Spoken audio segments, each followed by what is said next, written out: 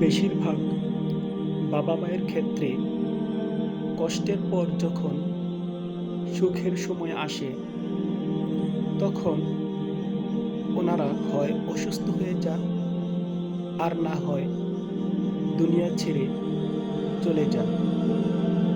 অনেক ক্ষেত্রেই এরকম হয়ে থাকে। তাই তোমাদের যাদের বাবা মা আছে তাদের সেবা করো, তাদেরকে কষ্ট দিও না। যদি তুমি তোমার বাবা মায়ের সেবা করো,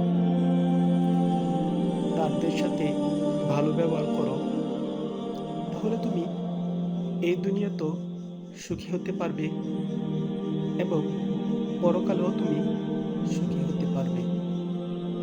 এই কথাটা সব সময় মনে রেখো। তোমার বাবা মাকে কখনো কষ্ট দিও না।